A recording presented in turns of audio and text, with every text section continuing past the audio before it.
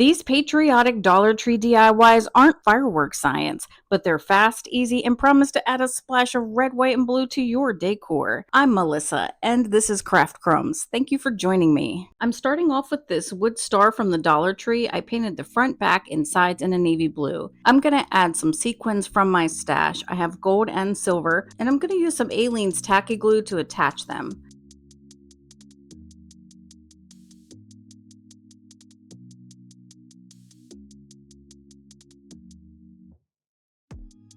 As I go, I'm going to use a baby wipe to clean up any excess glue.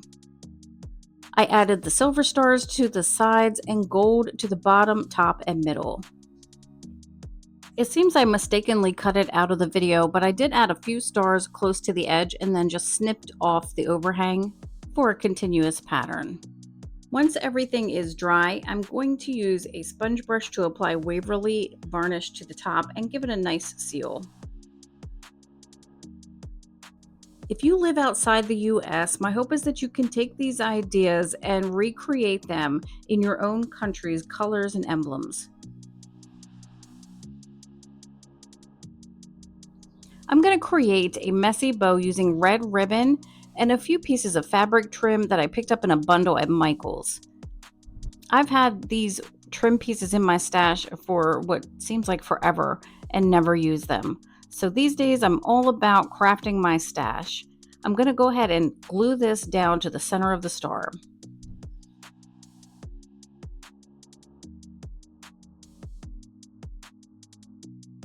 I wanted something for the center of the star, so I'm just kind of looking for something that would look okay here.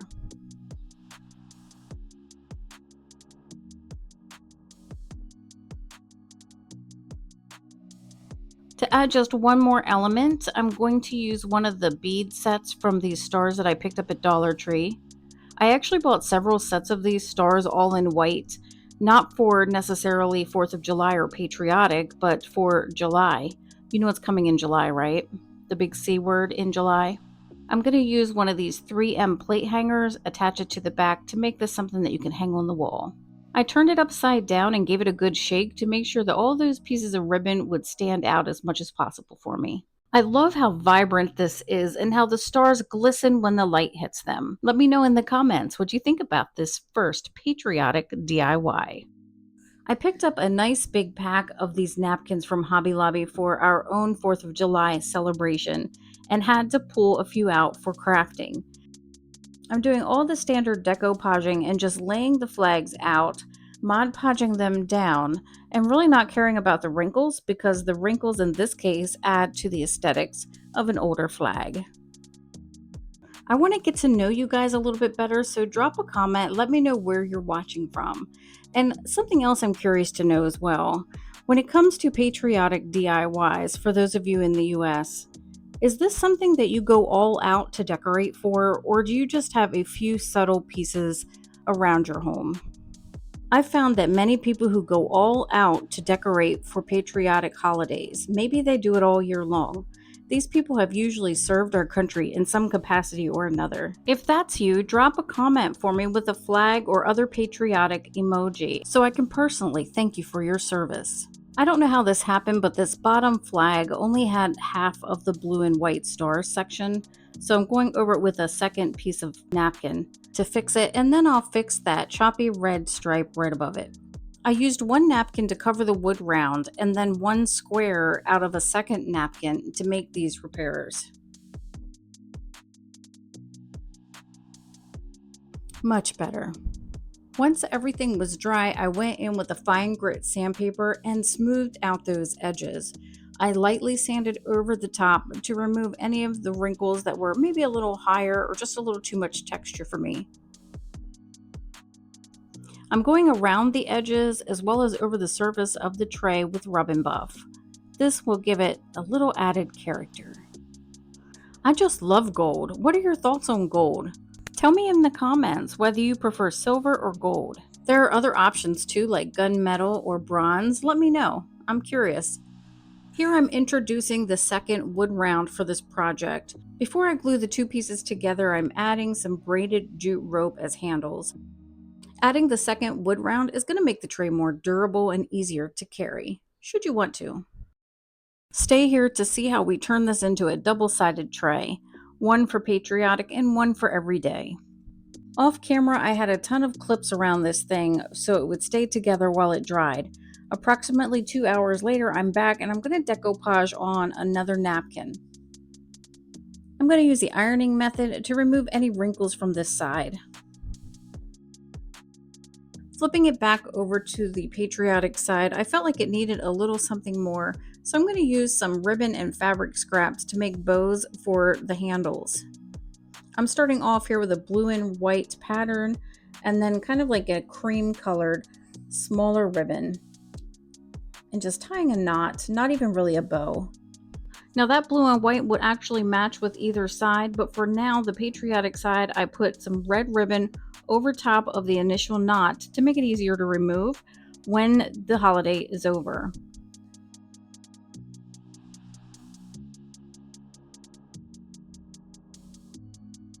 Let me know in the comments what you think about this everyday/patriotic DIY.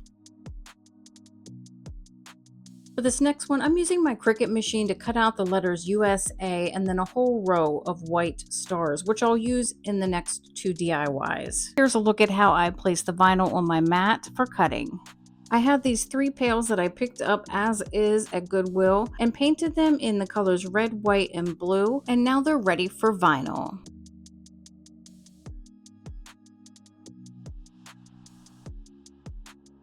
I'm going to add a band around each of the pails using raffia ribbon and embellish with some greenery and a little flower.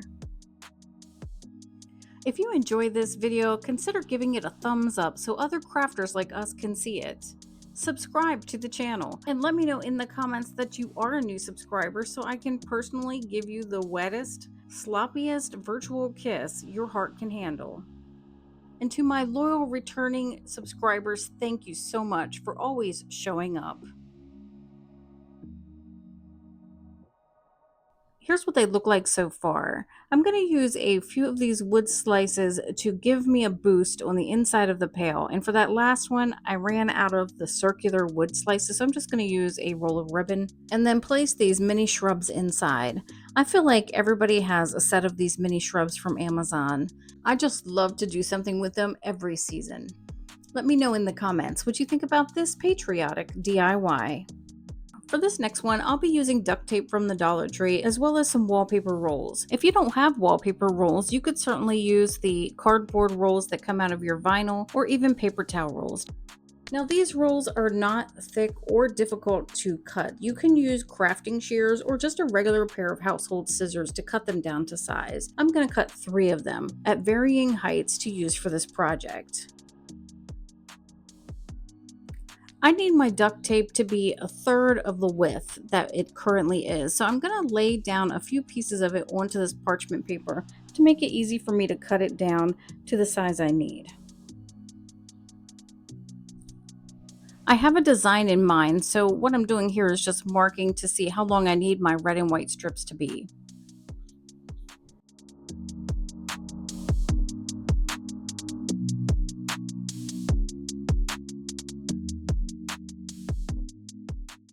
And now I'm marking where I want to cut to get 3 strips out of each piece of tape. I had no issues cutting it in this flimsy little paper cutter. I have about 5 of these little paper cutters because they come free with a lot of things that you order online when it comes to paper products.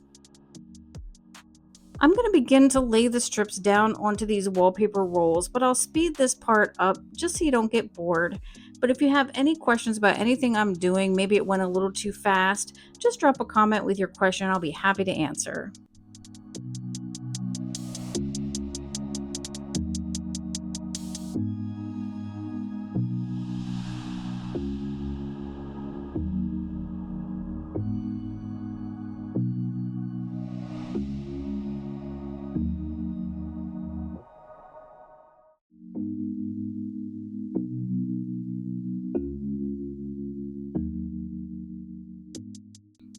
If you didn't know what we were making, you probably do now.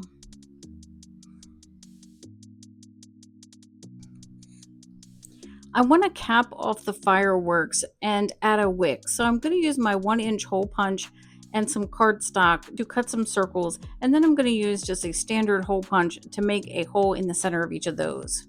I actually cut 6, but I only ended up using 3 because I decided I didn't need to cap off the bottoms. To add the wicks, I'm cutting down more of that braided jute rope we used earlier, sliding it through the hole and tacking it with just a smidge of hot glue. Anytime I get fireworks, the top of them is always kind of like this capped off area that's collapsing into the firework. So I'm trying to replicate that with these little discs.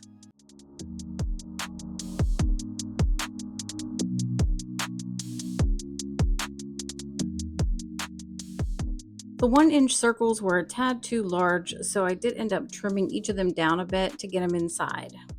There's no glue holding these, they're just inside, they're kind of floating.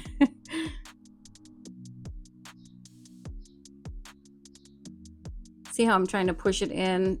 I don't know why I don't just go through and cut each of them down, but instead of doing that, I struggle with each one before realizing that it too needs to be cut down, because I mean, they're all the same size when they came out of the hole punch, and the rolls are all the same size, so it's just one of those moments of denial. I can't believe something that I thought out so carefully didn't work. But that's no surprise because that's me every day. There are definitely some wiggly little bits. This one didn't want to stay at all, so I added just a tad of hot glue there.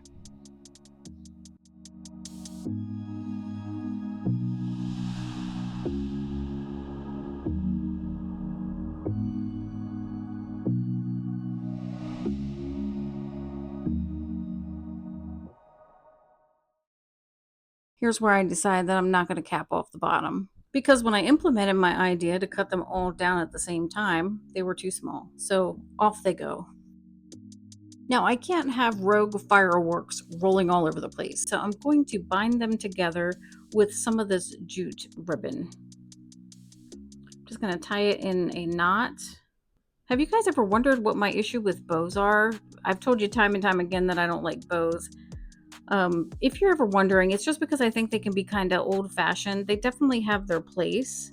If I had to do a bow every single time, it would be one that was either very small and pre-made, because I have trouble making small bows, or it would be kind of a messy bow like we did in one of the earlier DIYs.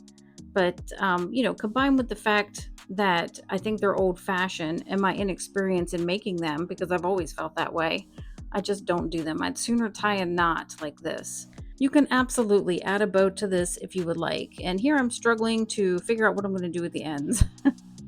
I mean, it's daylight, so I'm pretty sure if it's a full moon, I don't know it.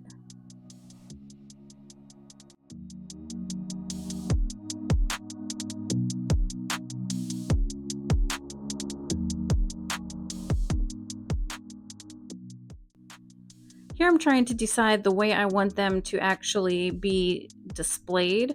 I don't want them to stack on top of each other or be grouped together, because you won't be able to see all of the design. So I'm kind of pushing them apart, and then I tack them together with a little bit of hot glue, which I don't think you see here. I'm going to borrow another one of these stars from my See in July stash and embellish the front of this knot.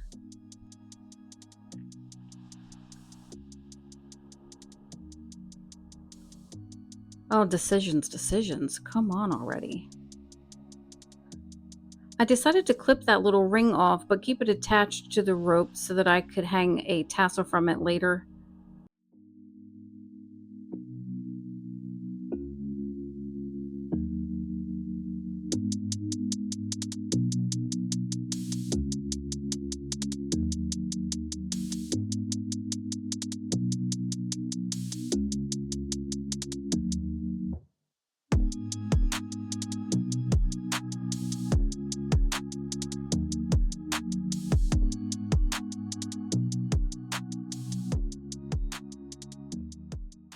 I used a fair amount of glue to attach the star to the knot, and then I used a jump ring to attach that little tassel to the ring at the bottom of the beads.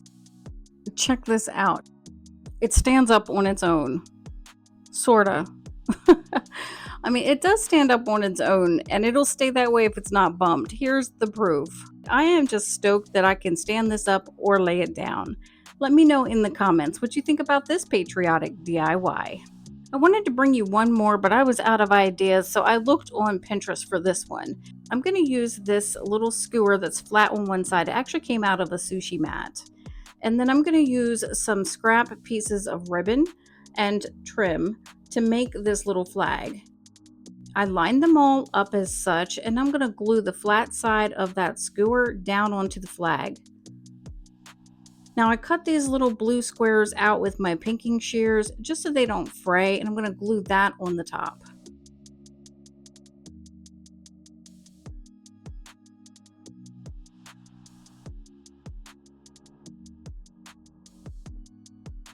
I'll flip it over and do the same on the back. Down with the skewer.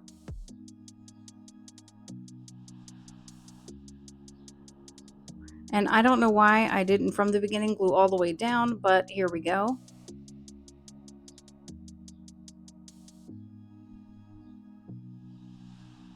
Wiggly little thing.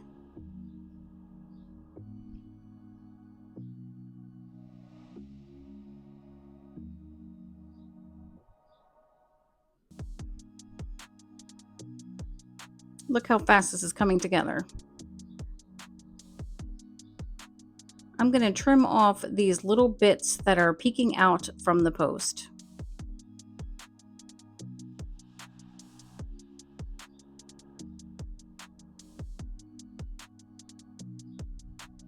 I love the curved blade on these small scissors.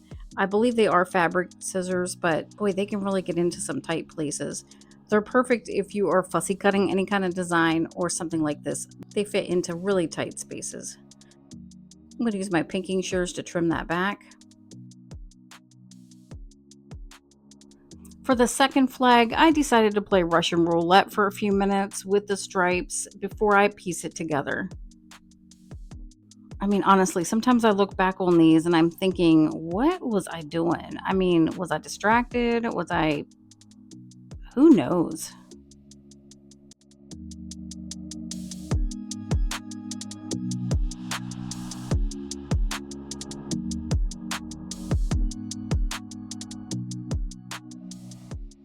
So I ended up with 3 flags, and one of them was kind of a boo-boo flag, that one, the one with the short stripes, but I'm going to use it anyway.